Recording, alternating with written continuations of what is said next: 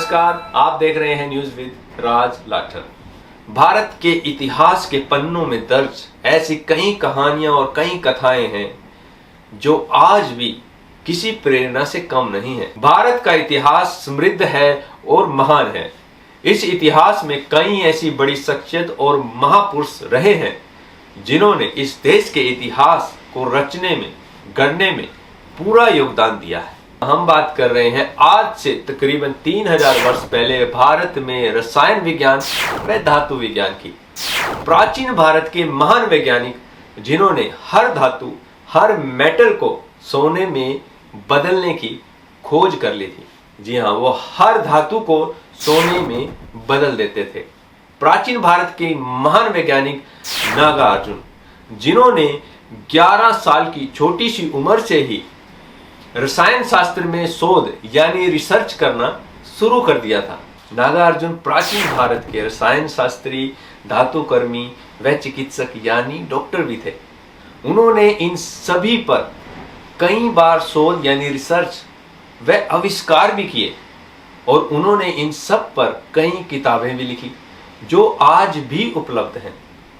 भारत 3000 वर्ष पहले ही रसायन विज्ञान यानी केमिस्ट्री और धातु विज्ञान यानी मेटलर्जी में काफी आगे बढ़ चुका था।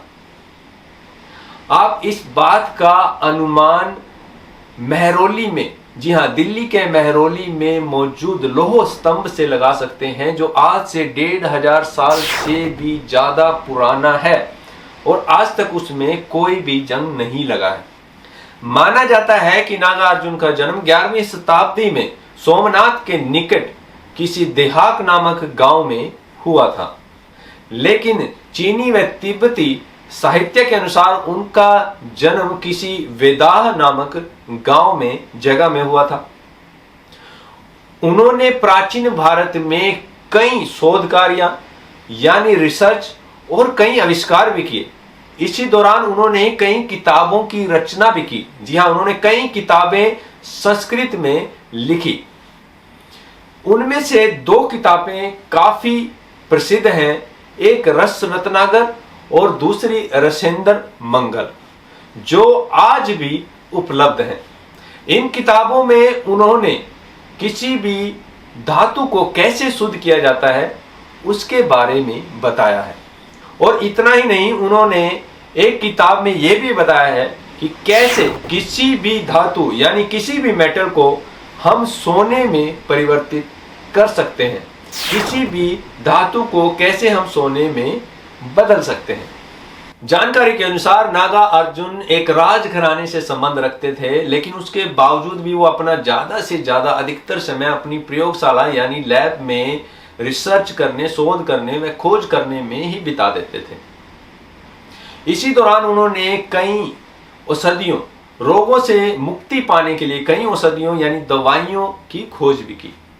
कई औषधियों का खोज करने के बाद वो अमृत की खोज करने में लग गए।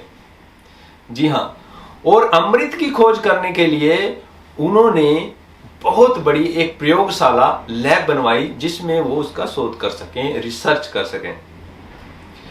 और इस प्रयोगशाला के प्रमाण आज भी महाराष्ट्र के नांगलवाड़ी गांव में मौजूद है। जी हां, आज भी इस प्रयोगशाला के, नागार्जुन की प्रयोगशाला लैब के प्रमाण, एविडेंस महाराष्ट्र के नांगलवाड़ी गांव में मौजूद है। और वो दिन रात इस प्रयोगशाला में अमृत की खोज करने में जुट गए, जिससे उनके राज्य में पूरी तरह अव्यवस्था फैल गई। और उनके बेटे ने उनको आके बताया कि राज्य में अव्यवस्था फैल गई है, आपको वहां समय देना चाहिए।